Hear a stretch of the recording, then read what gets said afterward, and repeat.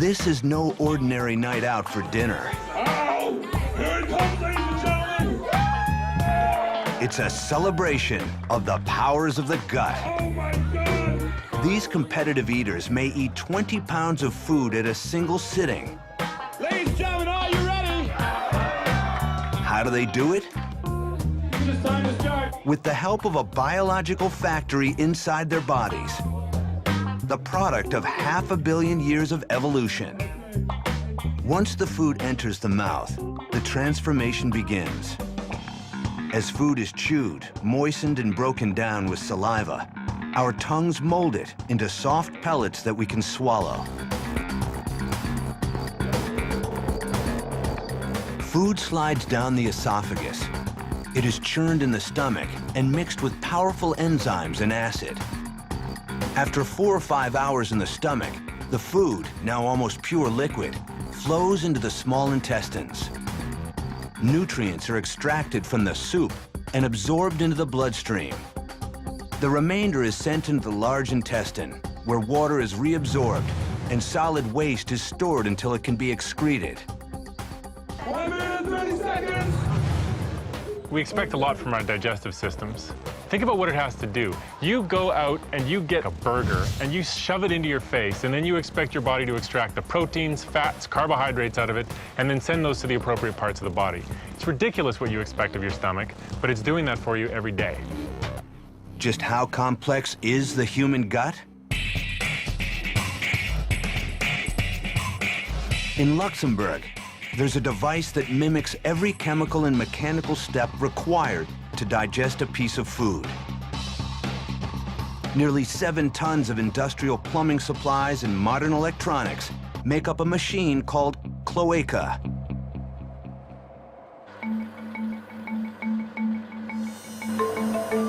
It is a machine that eats, that digests, and it goes through all the same process that we have in our body.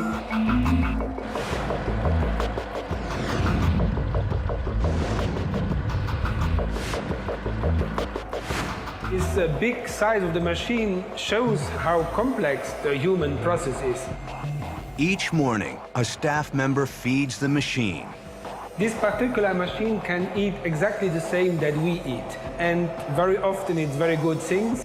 As food falls in, a meat grinder replicates the chewing action of our teeth. Food then flows into vats of digestive juice, including hydrochloric acid, a solvent that can dissolve rock, and the same stuff we use. Down the line, containers replicate the action of our intestines, the further breakdown of food and absorption of nutrients. This part of the machine, about 26 feet long, is roughly the same length of the intestines that lie coiled inside us. After some 25 hours, digestion in cloaca, as in our bodies, reaches the end of the line. And what comes out is really similar to what we do. And what we do is poop. It stinks, but that's what was the purpose of this machine.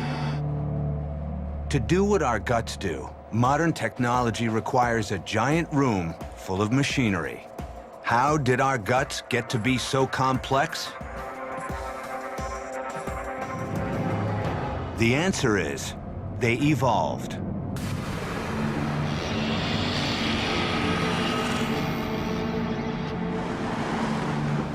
Life today is the result of billions of years of changes, mutations, and natural selection.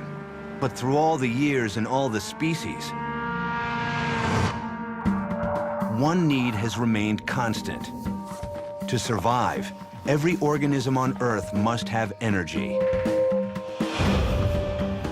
To get it, animals steal it from other kinds of life, eating plants, microbes, or other animals. But once they've had their meal, they must break it down to acquire the energy and raw materials they need to grow and survive. And for most animals, that breakdown happens in a gut.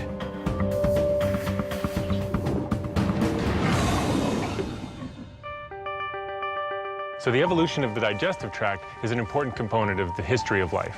All of these animals are able to specialize on different organisms because they have specialized digestive tracts that let them do what they need to do.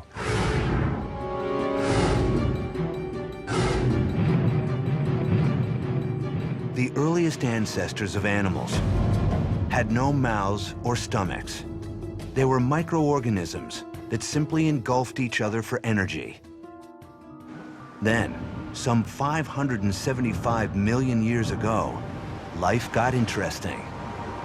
Frozen in time, on what today is the coast of Newfoundland, organisms unlike anything alive today. These were the planet's first multicellular life forms, the Ediacarans, things so mysterious that researchers have been unsure if they were plants or animals. Some of them are tiny, but some of them range up to 2 meters in size. What we're looking at here is when life got big. To identify these ancient organisms, paleontologists Guy Narbonne and Marc Laflemme have come to the Royal Ontario Museum to study a rare trove of Ediacaran fossils. One of our first instincts is to try and compare these to organisms that are familiar to us, organisms that we know. In terms of construction, they're very unique. They're built up of basically small little modules that have no modern counterpart, and there's absolutely nothing in modern animals that look anything like this. Some Ediacarans were fern-like, while others were disc-shaped and lied flat on the sea floor. While their shapes have led some experts to speculate that Ediacarans were early plants, Oh, the detail's exquisite. their ancient habitat tells a different story. More than 500 million years ago, the site where these Ediacarans died was a very different world. And the one thing that tells us that they most definitely were not plants is the environment. Analysis of the sediments here revealed that Ediacarans were living almost 1 mile underwater in a place of permanent darkness.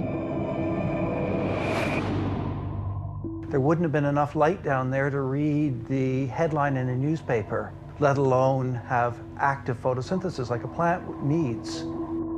They may have looked like plants, but their ability to thrive in a sunless world has led Narbonne and Laflemme to conclude that Ediacarans were actually animals, the very first on Earth.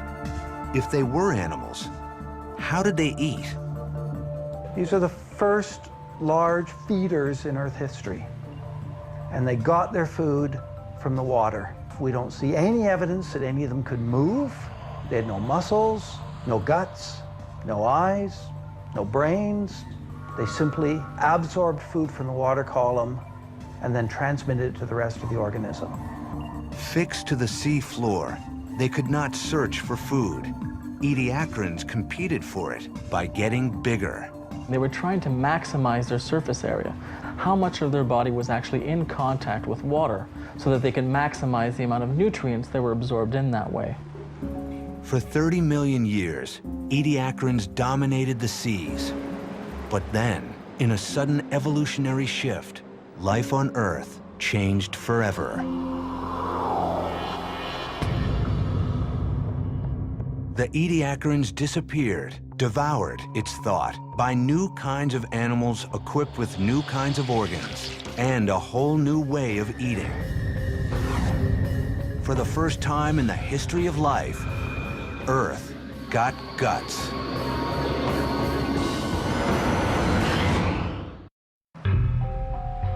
For 30 million years, the seas were ruled by Ediacarans, simple animals that absorbed food through their skin.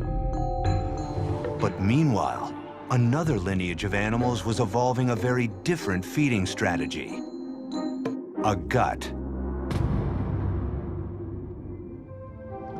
The first guts may have looked like the ones in jellyfish today. If you look at something like a jellyfish, it doesn't have a mouth and an anus and a tube going from one end to the other. All it has is a sac, so it can take food into the sac, and then it can spit the food back out. That works very well for jellyfish. But life in the sea was about to become far more complex. The Ediacarans disappeared, overtaken by an entirely new array of creatures, born in an evolutionary event known as the Cambrian explosion.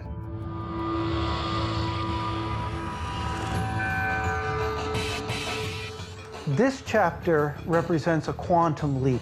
This is probably the most important evolutionary event in the history of our planet.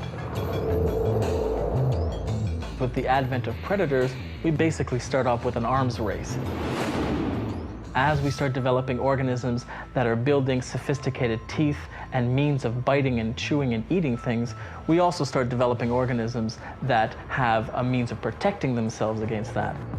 This eruption of forms and shapes also brings a radical new digestive design. These Cambrian creatures were quite different from those of the Ediacaran in a number of ways. One of the most important ones is mobility.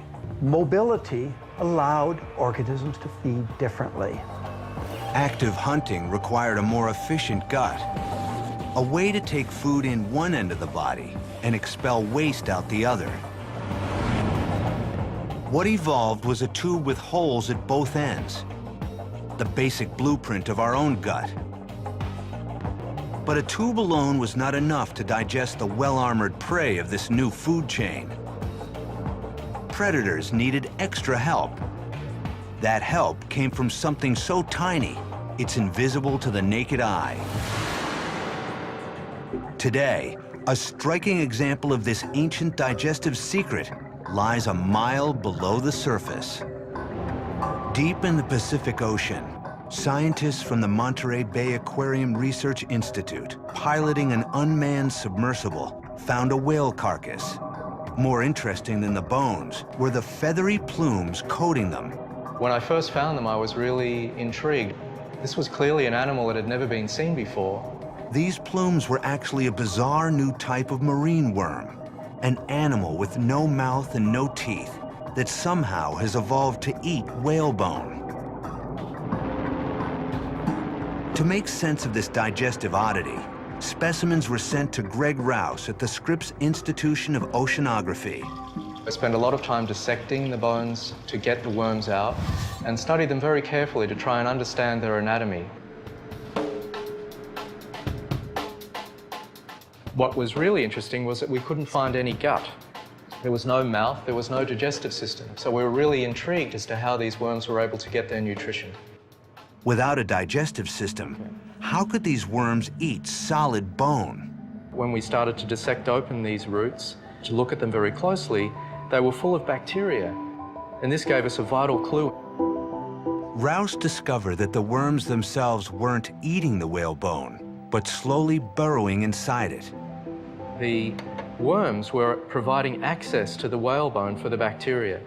They were drilling into the bone and taking the bacteria down in their roots. Though Rouse is still investigating exactly how they do it, it's clear the bacteria are digesting the proteins and fats in the whalebone. These bacteria were working with the worms in a symbiotic relationship, breaking down the whalebone, and in turn, the worms were then eating the bacteria. So they didn't need a gut, they were actually deriving all of their nutrition through these bacteria that were devouring the whalebone for them. Long ago, bacteria, the very first life on Earth, evolved enzymes to break down all manner of organic material. When the first animals emerged, bacteria would find shelter in their guts.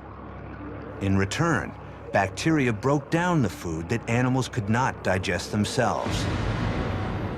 So one of the intriguing questions that we have is how this cooperation could have evolved. And it appears to have occurred several times in evolutionary history. It seems to appear when there is a source of nutrition that's difficult for animals to directly exploit. Over 500 million years later, bacteria are still essential for digestion in nearly all animals. We carry some 10 trillion microbes in our own guts, which help us extract nutrients from our food. Bacteria were essential for digestion in one of the animal kingdom's most successful lineages, creatures with backbones. Our own ancestors, the first fish, evolved into fast-swimming predators. With powerful eyes and other senses for hunting, fish also evolved a more sophisticated gut. No longer a blind pouch or a simple tube, but the first proper stomach.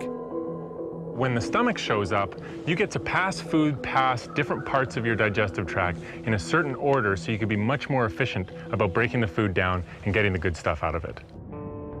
This powerful digestive engine opened the way to bigger, more complex animals. New kinds of food created new evolutionary opportunities. 375 million years ago, one lineage of fish discovered a whole new world of opportunity. On land, some land vertebrates would evolve guts for eating leaves, while others would eat insects. They, in turn, would be eaten by other animals. Eventually, the biggest guts on dry land would evolve to fuel one of evolution's great triumphs: the dinosaurs.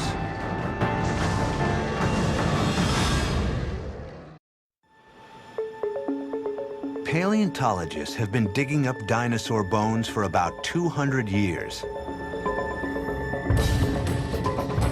The fossils they study tell us a lot about what dinosaurs looked like and something of how they acted. But so much of their biology, what they ate, how they digested and fueled themselves, remains a mystery. Internal organs, things like stomachs and intestines, don't typically fossilize. There are no hard parts in these organs. And so when we look for evidence of what dinosaur digestive systems were like, we have to look to other lines of evidence.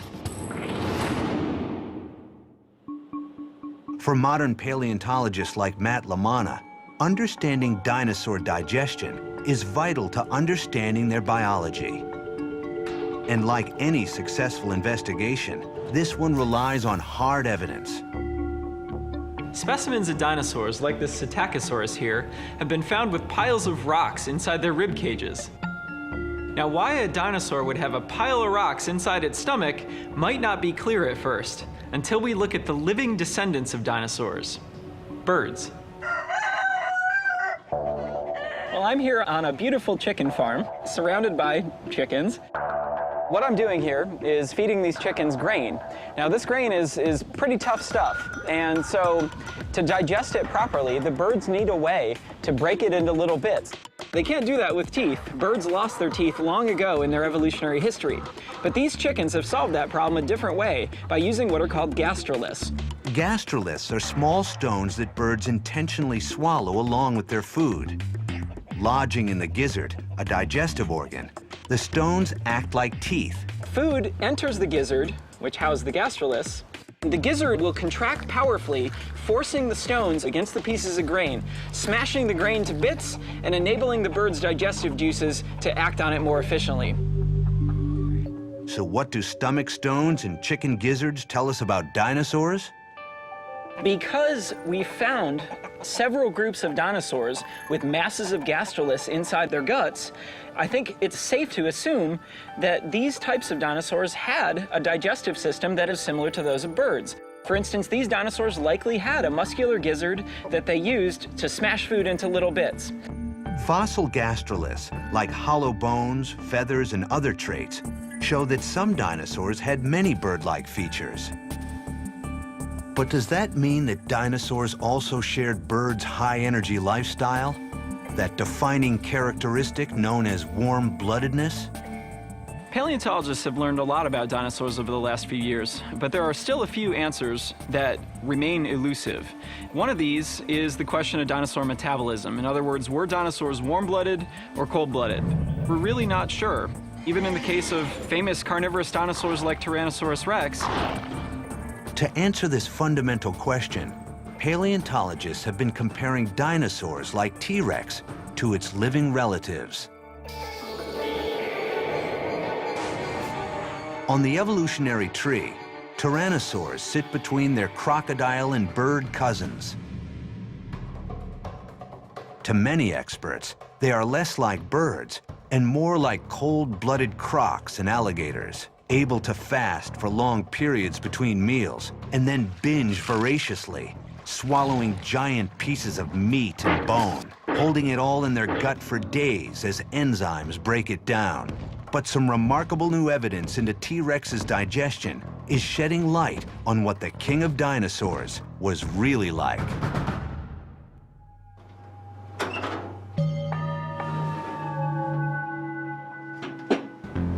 University of Colorado paleontologist Karen Chin is an expert on dinosaur digestion. She doesn't work with fossil bones. She studies something else the dinosaurs left behind. What you see in front of you right here look like just a bunch of large irregular rocks, but these are very special rocks because these are actually fossilized dinosaur feces. Fossil feces are actually called coprolites, and they can tell you quite a bit about ancient animals.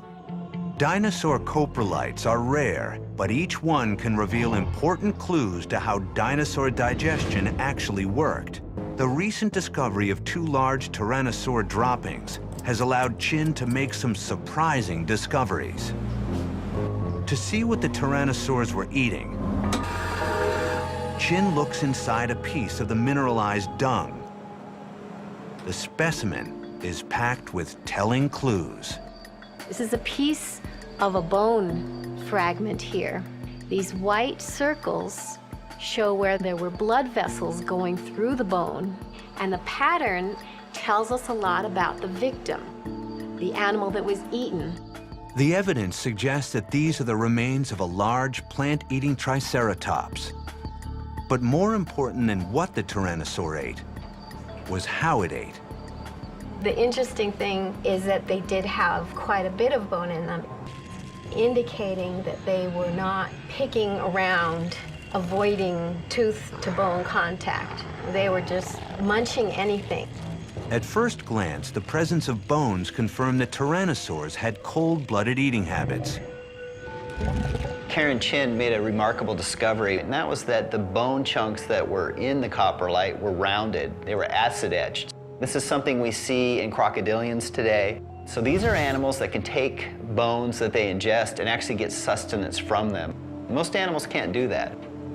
But inside the second tyrannosaur coprolite, Chin found a different clue.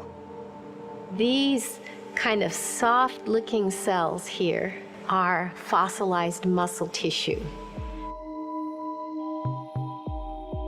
To me, the most interesting thing about the Tyrannosaur coprolites is the presence of the muscle tissue inside.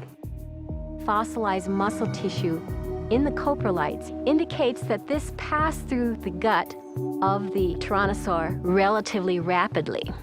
In other words, they didn't hold their food for long periods of time like a crocodile can. This evidence contradicts earlier theories and suggests that T-Rex may have had a fast digestive tract, more like a warm-blooded bird or mammal than a reptile.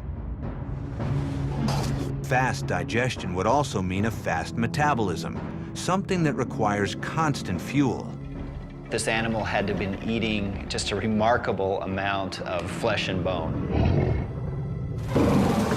This is not like an alligator, an animal that can feed once every several months. This is an animal that had to feed much more frequently than that.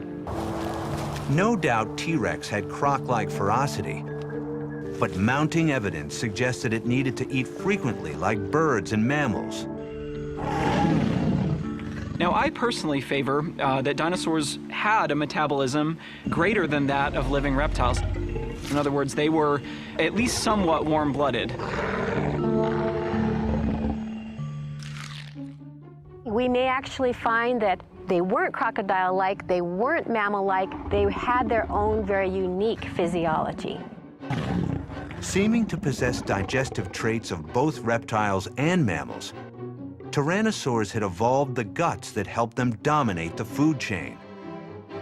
Yet ironically, the gut that made T-Rex successful may have also led to its doom. 65 million years ago, a giant asteroid slammed into the Earth. In the cataclysms that followed, T-Rex and other big dinosaurs faced a massive food shortage. When that asteroid hit the Earth and all of the animals that it was feeding on started disappearing, Tyrannosaurus rex was stuck. It was big, it needed meat, and there was just nothing it could do to pass on its genes. The big dinosaurs went extinct. But not all animal life would succumb to the destruction. Small mammals would survive by burrowing underground. When they began to emerge, their dinosaur predators were gone. But they weren't alone or safe. Another creature had evolved the same survival strategy and some very extreme feeding habits.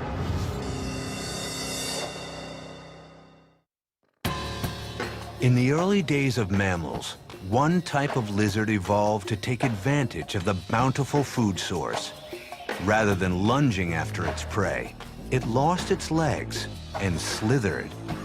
Cold-blooded and slow-moving, it came up with a radical new approach to feeding as well. The snake doesn't chew its food. It doesn't have the teeth or jaws for that job. Instead, snakes swallow their victims whole. How do they do it? And why have they evolved this extreme feeding strategy? At the University of Alabama, Stephen Secor is investigating the evolution of Burmese pythons.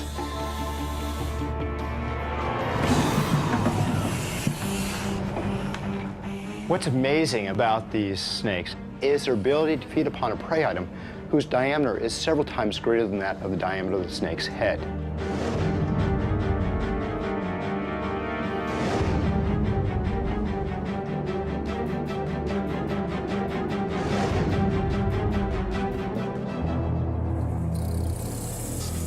This snake can swallow whole animals because its digestive tract makes up almost 90% of its body. It is essentially one long gut. But once the swallowing is done, the hard work begins. How does the snake transform the rat into energy? A visit to the vet's office is one way to find out.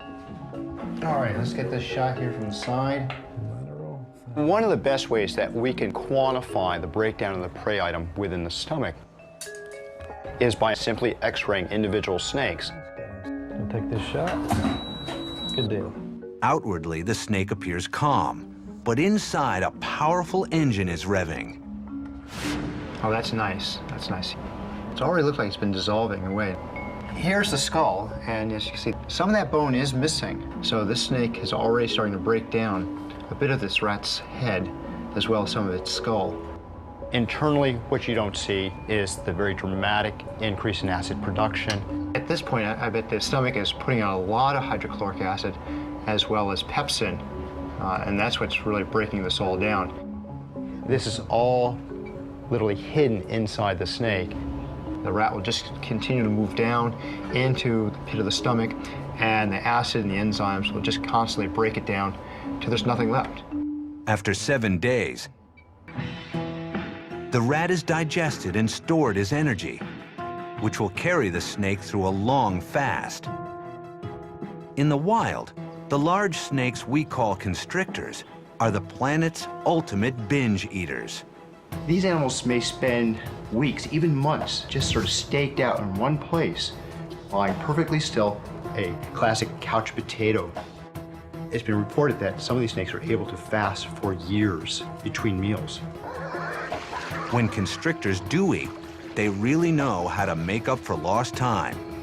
Pythons commonly ingest prey that weighs a quarter or more of their own body weight.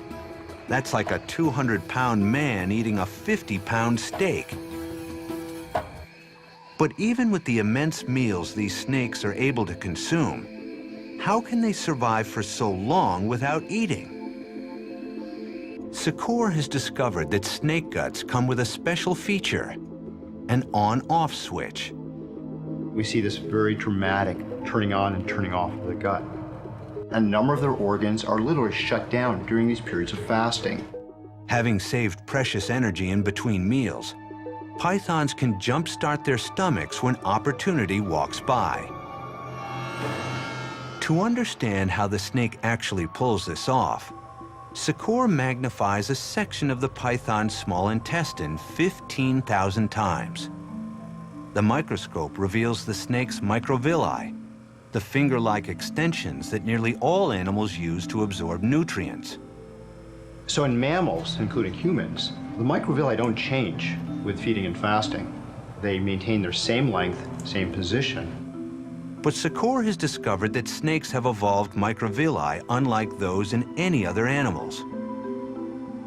When fasting, their microvilli are short and ordinary. But after feeding, they begin to grow and grow. What really was amazing was within 6 hours, the microvilli have already doubled in length. Within a day after feeding, the microvilli have increased anywhere from 6 to 7-fold in length, and that's unheard of in any other organism. As the microvilli grow, they increase the surface area of the small intestine exponentially. And the rat, that has been turned into liquid energy by enzymes and stomach acids, is thoroughly absorbed by the snake. After 7 days, the process is complete, and microvilli shrink back down. We can do a lot of studies in the lab to figure out how things occur. How is it that the intestine turns on and turns off? But the real question is why? Why do these traits exist? In a world where your prey is faster than you are, conserving energy is vital for the constrictors. It's a very nice evolutionary mechanism to basically expend longer periods of time without eating, letting their stored energy fuel their metabolism. And it's just a good strategy for feeding, for digesting, for surviving. Snakes aren't the only animals that have evolved extreme guts to cope with a difficult diet. 20 million years ago, in the Miocene epoch, a global cooling trend led to some dramatic environmental shifts. There was a huge change where big forests all of a sudden turned into grasslands. And so animals that were very, very good at browsing on trees that had been doing great up until the Miocene, there was all of a sudden a very, very new set of rules about what was good and what was bad. For the herbivores that browsed on leaves and forest plants, their old food supply was dwindling, and in many areas, being replaced by a virtually unlimited one: grass.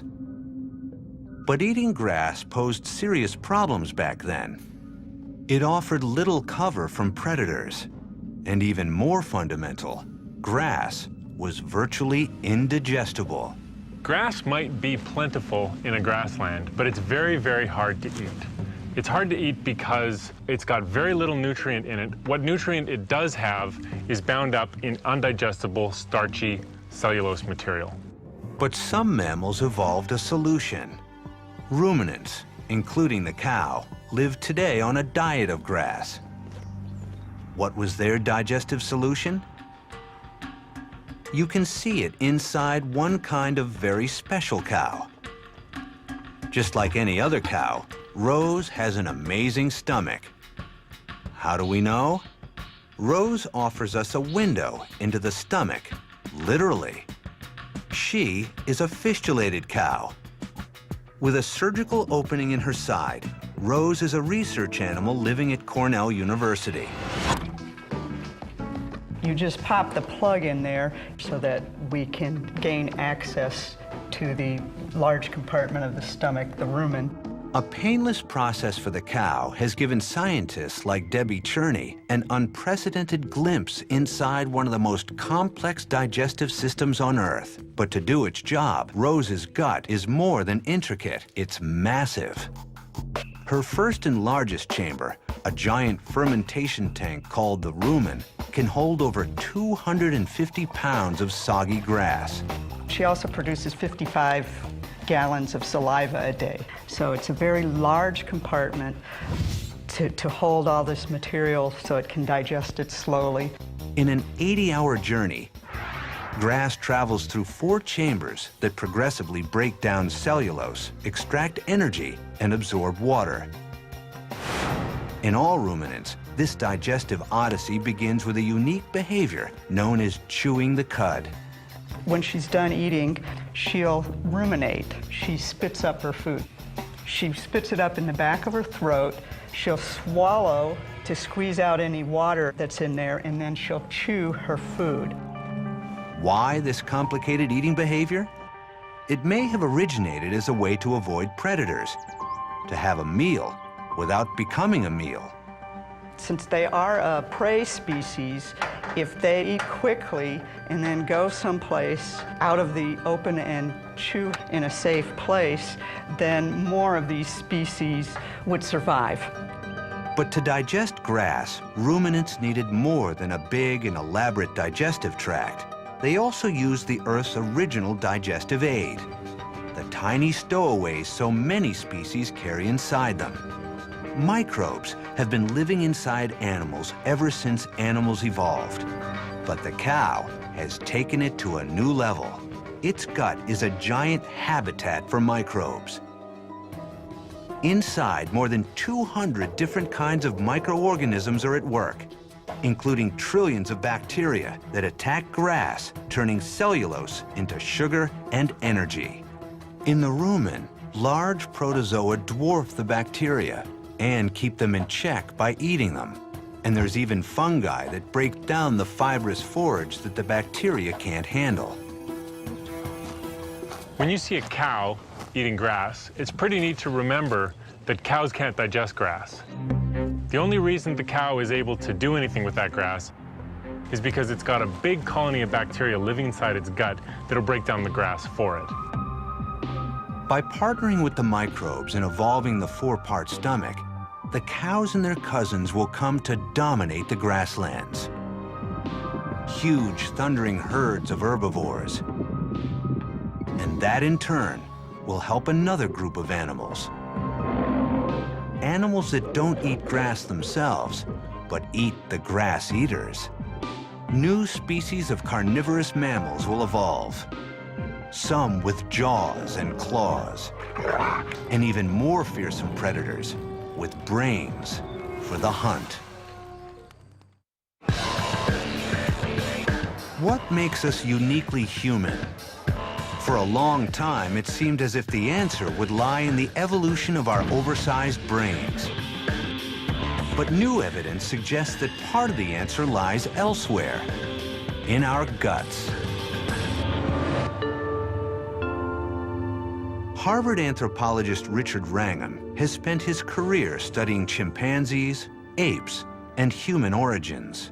Before about 2 million years ago, our ancestors were members of a group of animals that we would think of as apes nowadays. If we saw them, we would not be inviting them to dinner. We would be watching them in zoos or in national parks. And they were these things, the Australopithecus. Australopithecus was short, with an ape-like brain, jaw and teeth, and gut. And then in this relatively short space of time, that species gave rise, among other things, to the things that became us. These new hominids were our direct ancestors. It's believed that over hundreds of thousands of years, an evolutionary blip, the brain capacity of these new species grew to twice that of Australopithecus, while their teeth and stomach shrank. So here we got the big problem. We got a big-toothed, small-brained ape that becomes a small-toothed, big-brained human. How did this happen? Wrangham believes that all of these changes had the same cause: a radical change in diet. There's this fascinating question about what is the relationship between diet and the size of the brain. Where do you get the energy to fuel the big brain? Each organ in the body demands its share of energy. The digestive tract and brain are particularly greedy. If a species could evolve smaller guts, maybe it could evolve bigger brains. How did our ancestors shift from big guts to little ones? Conventional wisdom says these guys learned two things. They learned to get more meat, and they learned to use tools to get at the meat. We know they were using tools like this to cut the meat. And probably this same kind of tool could be used to pound the meat, give you something more like steak tartare, and that would make it much easier to eat.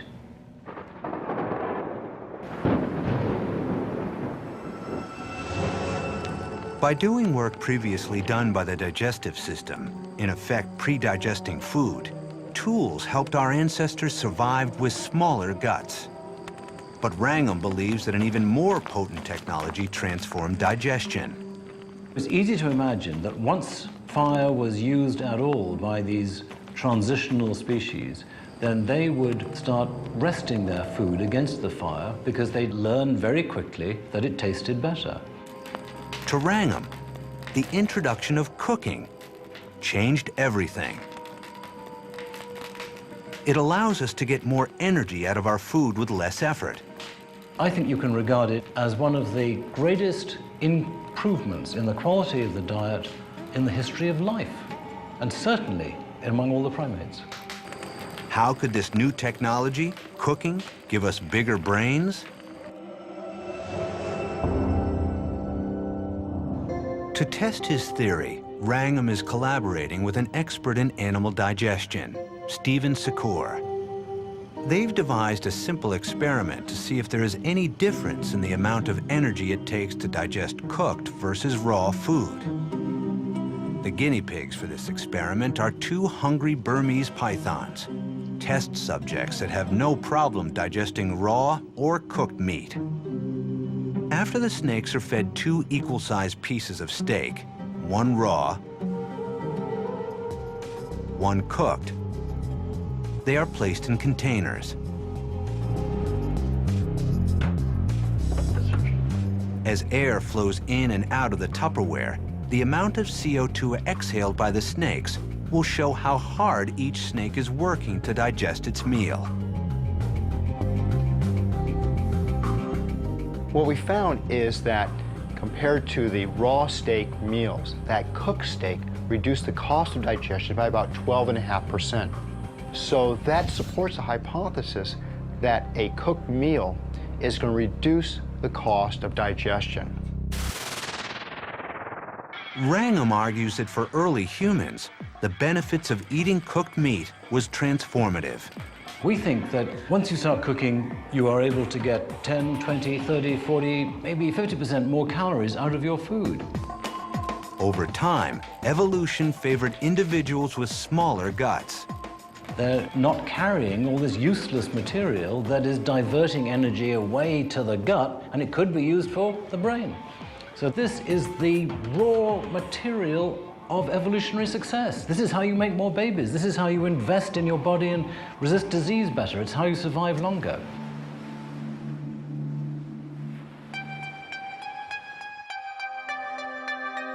From the dawn of the animal kingdom, from simple pouches to tubes complete with stomachs, to digestive systems that could fuel a behemoth or let a mammal live on grass, guts have been at the center of evolution. And now, a new way of digesting food has allowed a new kind of animal to walk the earth, us.